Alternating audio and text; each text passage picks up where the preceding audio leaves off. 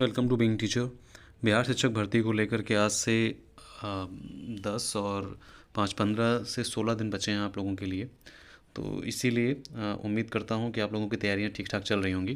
लेकिन उससे पहले मैं आपको बता दूं कि आपकी जो जीएस की तैयारी है उसके लिए मैं एक वीडियो लेके आ रहा हूं, जिसमें जो इम्पोर्टेंट फैक्ट्स रहेंगे, जैसे पिछले साल के जो पिछले बार एग्ज़ाम हुआ था उसमें जैसे क्वेश्चंस आए थे, उन्हीं से मिलते जुलते क्वेश्चंस और उन्हीं के लेवल के क्वेश्चंस मैं लेके आ रहा हूँ। तो अगला वीडियो जो आएगा कल, वो आपको मॉर्निंग में देखने को मिल जाएगा कि जो बिहार शिक्षक भर्ती का जो सामान्य अध्ययन का 40 नंबर का जो पार्ट है, जिसमें सभी वर्गों में आएगा, चाहे वो 1 to 5 हो, चाहे वो 6 to 8 या 9 to 10, 11 12, सभी में 40 नंबर के क्वेश्चंस आने हैं। तो सामान्य अध्ययन में 4 से 5 या 6 क्वेश्चन जो होते हैं शायद, और उसमें 4 5 क्वेश्चन मान लीजिए रीजनिंग के, टोटल 10 क्वेश्चन आते हैं। वो आपके आते हैं मैथमेटिक्स वगैरह के, उसमें 30 क्वेश्चंस आपके आते हैं जीएस सामान्य अध्ययन के। ओके, तो जो 30 नंबर के जो सामान्य अध्ययन है उसकी तैयारी मैं आपकी करवा दूंगा, लेकिन जो 10 नंबर के जो मैथमेटिक्स के क्वेश्चन हैं उनको आपको खुद से तैयार करना पड़ेगा। ओके, और अगर आपको पिछले साल क्वेश्चंस कैसे आए थे उनको अगर पीडीएफ चाहिए उसकी, तो टेलीग्राम का लिंक नीचे दिया होगा, और अगर नहीं दे रहा है तो आप बीइंग टीचर सर्च करके वहाँ से जुड़ जाइए, @beingteacher01। ओके, तो चलिए आज का जो वीडियो है वो बिहार शिक्षक भर्ती के ओएमआर सीट पे जारी है।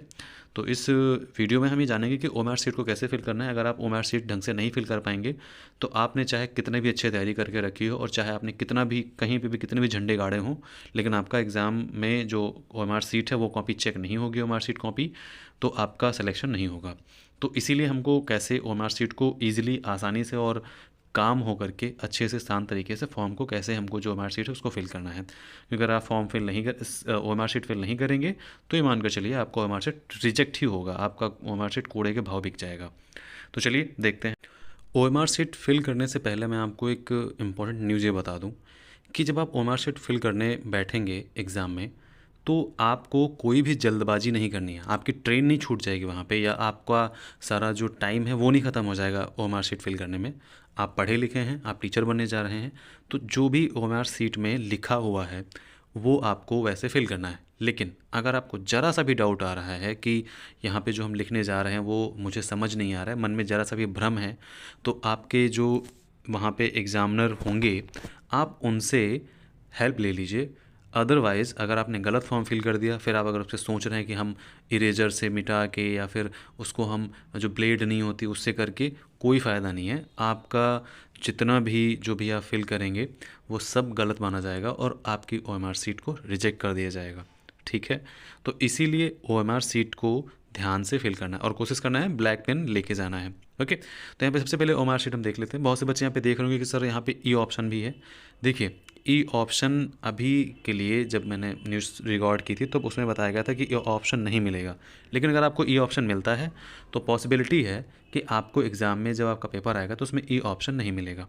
ओके, और अगर तब भी मिलता है तो फिर जो मैंने न्यूज़ बताई है वो फिर मैंने आयोग के माध्यम से ही बताई थी, तो फिर आयोग ने फिर ऐसा कह सकते हो कि झूठ बोला है, जो भी किया हो, क्योंकि मैंने जो न्यूज़ डिस्कस की है वो आयोग के माध्यम से ही मैंने डिस्कस की है।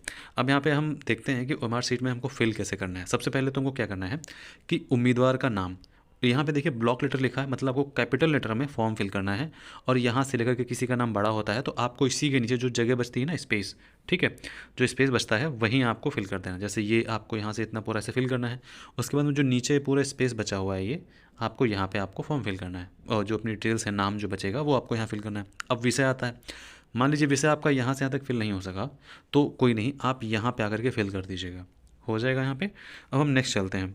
नेक्स्ट में आपका सबसे इंपॉर्टेंट रहता है अनुक्रमांक के गोलों को सावधानीपूर्वक रंगना।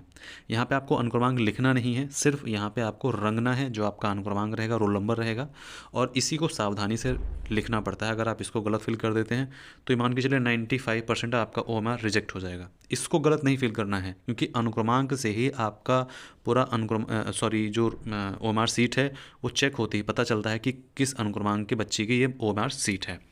तो उसके बाद में फिर यहाँ पे हमको कौन सी आपकी प्रश्न पुस्तिका है वो फिल करनी है, एंड इतना करने के बाद में हमको नीचे आना है, और यहाँ पे शुद्ध भाषा में देखिए लिखा हुआ है उम्मीदवार का हस्ताक्षर हिंदी में, उम्मीदवार का हस्ताक्षर अंग्रेजी में। अगर आपने हिंदी में हस्ताक्षर किए हैं, जब आपने फिल कर रहे होंगे तो वहाँ पे जो फॉर्म अपना अपलोड करते हैं तो वहाँ पे अगर आपने हिंदी में जैसे हस्ताक्षर किए हैं, आपको यहाँ पे हिंदी में वैसे ही हस्ताक्षर करने हैं। लेकिन अगर आपने इंग्लिश के हस्ताक्षर वहाँ पे नहीं किए हैं, हिंदी में अपलोड किए हैं, और अगर आपने इंग्लिश के हस्ताक्षर किए हैं तो यहाँ पे आपको इंग्लिश के साइन करने हैं। समझ गए? मतलब अगर सबसे पहले चीज़ यही है कि आपने जो साइन अपलोड किए हैं इंग्लिश या हिंदी में, सेम डिट्टो साइन यहाँ पे वैसे करना है। लेकिन अगर आपने हिंदी में अपलोड किए हैं और इंग्लिश में नहीं किए हैं तो यहाँ पे इंग्लिश में आप कैसे भी साइन कर देंगे, कोई इशू नहीं है।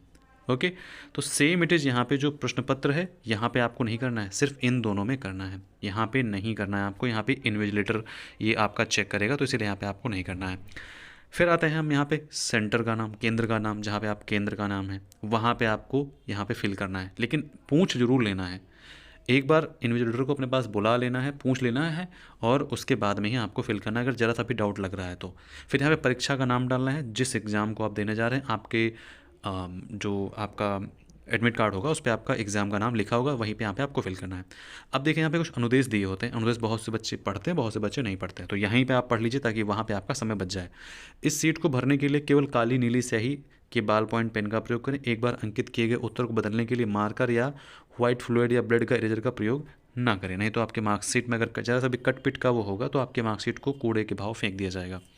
फिर नेक्स्ट है कि इस सीट में गोलों को भरने के लिए किसी भी प्रकार का काट कूट का परिवर्तन या मान्य नहीं है। देख लीजिए स्पष्ट रूप से लिखा हुआ है, और गोलों को भरने का सही तरीका आपका ये रहेगा। नेक्स्ट है कि इस सीट उत्तर प्रश्न में एक प्रश्न के उत्तर एक से अधिक गुण ना भरें, नहीं तो गलत माना जाएगा, मतलब उसका आपको नंबर नहीं मिलेगा। बाकी अगर आप एक से ज़्यादा भर देते हैं तो ये नहीं कि आपकी OMR चेक नहीं होगी, वो चेक हो जाएगा। लेकिन अगर आपने एक से ज़्यादा गलत क्वेश्चन कर दिए या एक ही उसमें बबल्स में, जैसे कि इसमें आपने डी भर दिया और बी भी भर दिया, तो ये आपका क्वेश्चन को जो है गलत माना जाएगा, इसको आपका प्रश्न जो अंक है वो आपको नहीं मिला जाए। फिर OMR सीट का पेंसिल प्रयोग वर्जित है। OMR सीट पे कोई भी पेंसिल से कहीं आपको कुछ नहीं लिखना है, और अनुक्रमांक को हमको बहुत ही अच्छे से फिल करना है। और अगर आप इन जो रूल्स हैं अगर आप इनको नहीं मानते हैं, इंस्ट्रक्शंस को, तो इसके लिए सिर्फ आप ही जिम्मेदार ठहराए जाएंगे। ओके, अब यहाँ पे देखिए ऐसी काफ़ी जो है इन लोगों ने दे रखी हैं, आप लोग चाहें तो इसको अच्छे से देख सकते हैं, समझ सकते हैं, और कोई भी डाउट होता है मन में तो नीचे कमेंट बॉक्स में कमेंट कर सकते हैं, मैं आपको समझा दूंगा कि कैसे क्या वहाँ पे सॉल्यूशन आपको करना है।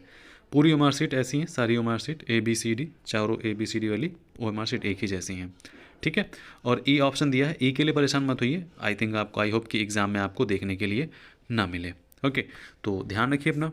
और क्लासेस के लिए मैंने आपको बता दिया है, आपकी क्लासेस कंटिन्यू हैं, उनको अच्छे से देखिए, क्योंकि अगर आप ये सोच रहे हैं कि आपका एग्ज़ाम आप अपने आप से सेल्फ तैयारी कर सकते हैं तो बहुत अच्छी चीज़ है, लेकिन मैं यही कहूँगा कि जो बेसिक से बेसिक चीज़ है उसको करना मत भूलिए, क्योंकि हार्ड क्वेश्चंस आपको नहीं मिलेंगे, बेसिक से बेसिक क्वेश्चन मिलेंगे जो कि आपको आते होंगे, बस वहाँ पे कन्फ्यूजन की वजह से आप क्वेश्चंस को वहाँ पे गलत कर देंगे। ओके, तो ध्यान रखिए, मिलते हैं नेक्स्ट वीडियो में, बाय बाय।